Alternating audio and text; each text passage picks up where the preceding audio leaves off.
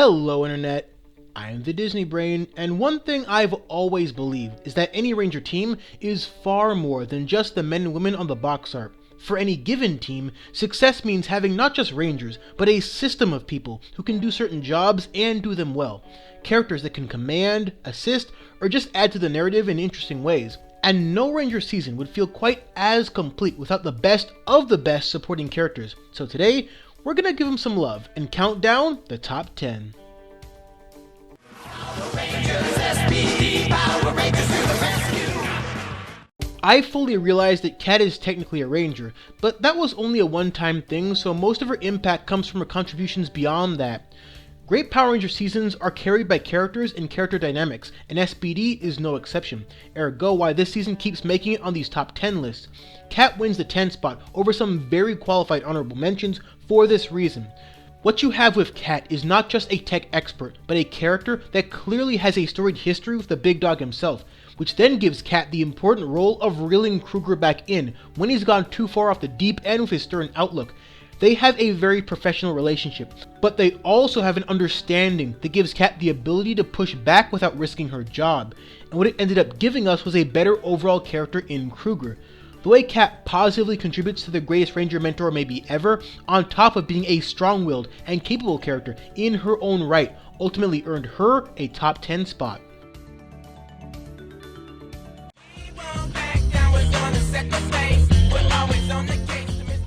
Claire just barely wins the 9th spot over the wonderful Kat for one very important reason. Even early on, she understands something the Rangers don't. She understands that magic demands responsibility. Even when she could accomplish certain tasks in an easier fashion, she actively chooses not to. Darkwish gives us the best example of just that, as Claire is the only one of the up-and-coming magic users to understand that principle initially. But then Mystic Force works in her character growth effectively. They tie in the fact that Udana never gives up on Claire with the fact that Claire's mother was her friend long ago. In an ironic twist, it gave Claire and Udana a more effective quasi-mother-daughter relationship than the relationship Udana had with her actual son. Even though Claire never got to suit up, she overcame her struggles and ended up making important contributions to the season by growing in her own way.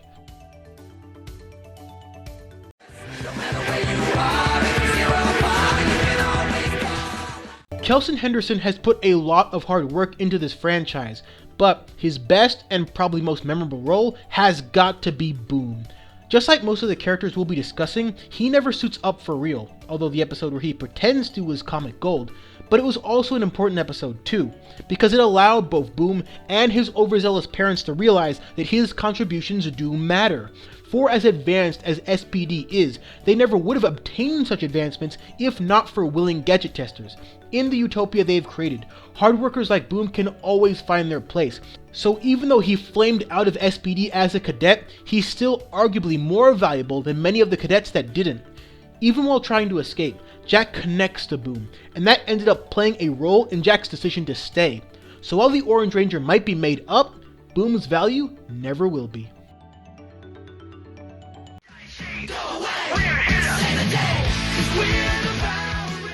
Jungle Fury is a season about animal spirits and martial arts, yet one of the many great things to come out of it was a socially awkward pizza enthusiast. As odd as that description sounds, it's pretty much par for the course in this season, where the whole point is that everyone, even Camille, is way more than what they seem. Fran ends up being the backbone of the season, someone who can be counted on to handle the literal dirty work while the Rangers save the day. I've never worked in the food service industry myself, but I know a ton of people who have. What she does for the cause is the furthest thing from easy, and many times she has to do it all by herself. That would be great on its own, but what really earns her a top 10 spot is the way she connects with RJ and later Dom.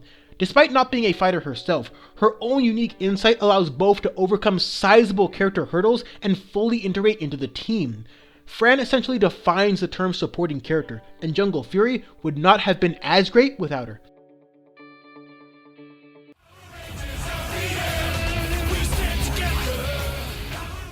Colonel Truman is one of the greatest fathers in all of Power Rangers. The way Scott challenges his father constantly, and the reasons he challenges Scott right back, prove to be crucial parts of advancing both as characters. In the case of Colonel Truman, his hyper-conservative, defend the city first, last, and always mentality is tied into losing his eldest son, and now he understandably fears losing anyone else ever again. Regrettably, I didn't speak about this much during my r.p.m. analysis, but Colonel Truman is a lot like Dr. K. Both of them, in their own ways, had to come out of their shells and place their trust in the people they still have, regardless of how at fault they feel for previous tragedies. And fittingly, we get that bit of development from a conversation the two of them share about learning from mistakes. Colonel Truman never stopped fearing that his only remaining son could fall in combat one day, but he was able to learn to trust his judgments and look beyond the dome to finish the fight, a fight that they likely would have lost if defending the city was all the Rangers were ever allowed to do.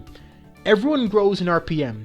Everyone is challenged in various ways, and just like the Rangers themselves, Colonel Truman ends as a better character than where he started.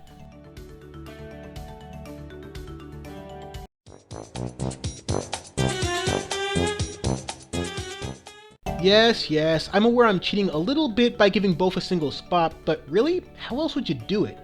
This pair were known primarily for their zany antics, being hilariously ineffective bullies, and for a time, wanting to expose the Rangers. But what made them great characters is how each season leading up to In Space allowed them to progress. They were still screwballs at heart, but they had to undertake real responsibilities and become more than just comic relief sideshows.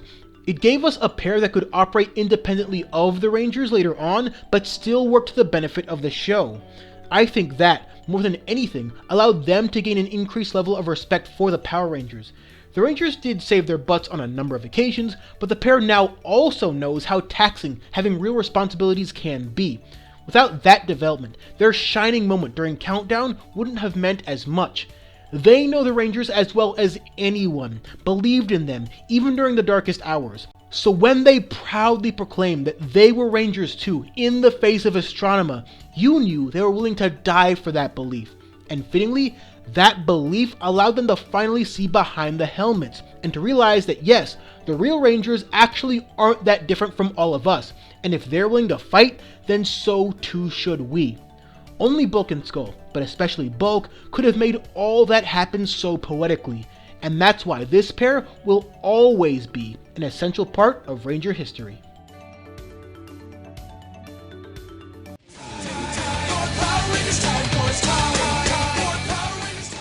Getting back to the Father Ranger dynamic gives us the best version thereof, and since Wes was more at the heart of his narrative relative to Scott, this specific dynamic is made to matter that much more. Everything about Mr. Collins was structured and paced out just right, and when it's all said and done, he ends up growing even more than several of the Rangers do. Wes walked away from his father's plans to pursue a grander path. In the aftermath, Mr. Collins kept pushing the boundaries of what his greed could award him, and it all came to a head when he confronts Rancic himself well after understanding just how much Wes really does. What also made that such a great moment is Mr. Collins finally realizing that his greed gave Rancic exactly what he wanted. And fittingly, Mr. Collins becomes that much more attentive of Wes's words after the fact.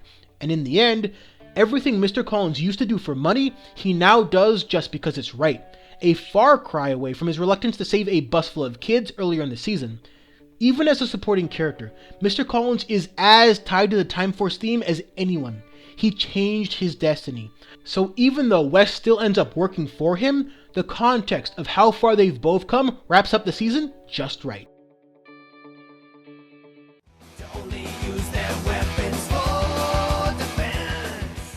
It just wouldn't be much of a supporting characters list without the original Ranger mentor. Zordon's influence and leadership as not just a father figure, but as a level-headed warrior for justice helped shape Power Rangers into a global entity, both in the show and beyond the TV screen. What Zordon lacks in real character development, he makes up for with his valuable traits. He's never too up or too down, he's been around for thousands of years, and acts like it. He seems to know exactly what to do in any given situation, while always making sure to reassure his team, even when things go wrong. And while a lot of his overall advice is simplistic, it was also very necessary, and it established the foundation for a lot of what Rangers at its core is built around, especially the idea of the Rangers being a team first, and everything that entails. It was so powerful, and so fitting that In Space should end with a Z-Wave. Zordon always believed in his Rangers, even when they didn't always fully believe in themselves. That's why he never felt the need to pull his own plug before then. But when faced with the ultimate season finale, against every villain we knew about at the time, he knew that this time it was his turn to truly sacrifice, as his Rangers had done for years prior. And as we know, his last and greatest moment didn't just save the day, it helped save all of Power Rangers. And if that's not worth a high spot on this list, what is?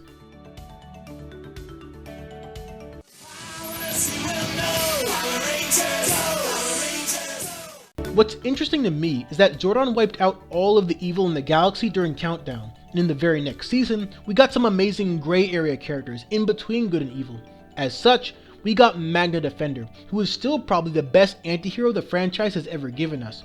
I mentioned in my top 10 Extra Rangers video that because of Mike, it's hard to separate him and MD as characters, but there's still so much to say about just Magna Defender. His entire motivation to kill Scorpius is based around the murder of his son, still probably the heaviest anything that Power Rangers has ever done, and it perfectly fits into a season where the way one responds to devastation matters. Magna Defender trades in his honor for vengeance, and is willing to go to any length to defeat his enemies. The pain that's driving him the entire time is evident as well, at one point demanding that Leo finish him off. But it's only after he realizes just how far removed he is from sanity that he can truly honor Zika's memory. His sacrifice not only saved the colony, but it also brought back Mike, who was able to finish the work Magna Defender started. Even though MD was never evil and not technically a Ranger, this was perhaps the best version of the often used Evil Ranger storyline, because instead of spells or mind control, there was nuance, there was no easy answers or decisions, and he was more defined by his past than his powers. And in the end, the story demanded a change in him for the better, a change that was in direct opposition to Trakeena's descent into madness. In a season filled with potent story arcs, Magna Defender fits right in to become one of the franchise's greatest characters, which eventually led to the emergence of one of the franchise's best 6 Rangers. But who scraped by him for the number 1 spot? We'll get there, but first, some honorable mentions.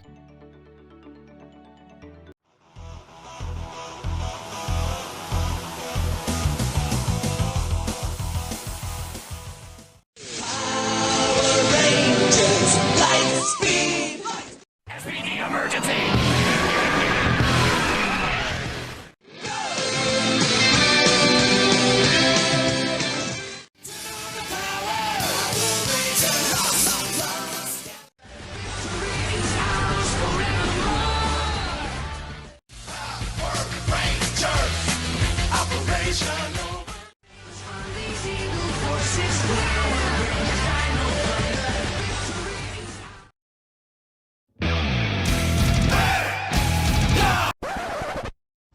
No.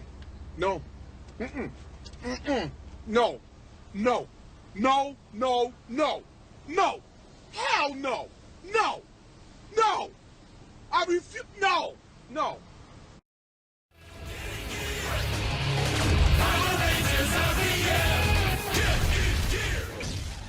Dr. K is simply everything I've ever wanted out of a non-Ranger character. She's smart, she's complex, and she methodically develops in unique ways. Everything about r.p.m. in some way ties back to her, which I mean quite literally, since without her, there is no threat.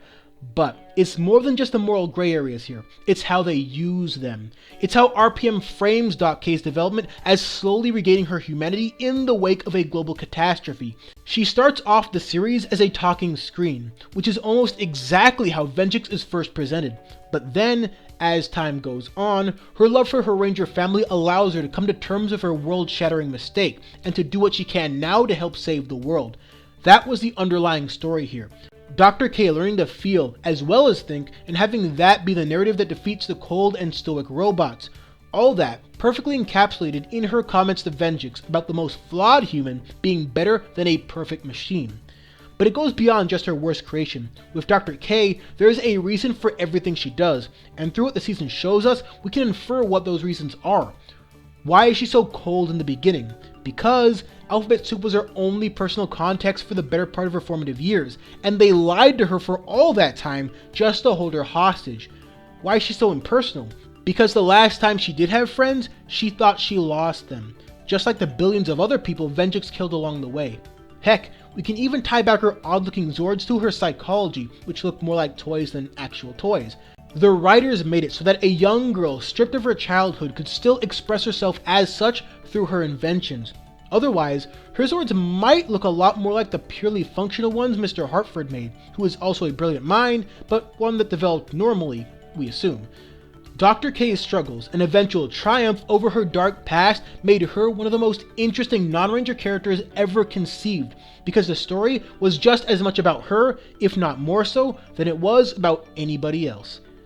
Great seasons almost always are great because they produce great characters, memorable people, and personalities that can still resonate with us today. But so many characters in this franchise were able to be great without so much as throwing a single punch. Power Rangers is all about people, and the teams those people form. And any person who's willing to literally or figuratively fight for what's right can be a part of that team, whether they ever wear the spandex or not. Before we end the video, I wanted to give a quick spotlight to a brand new in-development RPG called Savage Tokusatsu. It looks like a really cool project, and if you're into role-playing games, give the Kickstarter page a look-see. There is also a very informative video on the page itself that explains things far better than I could. Links will be in the description and the comments below.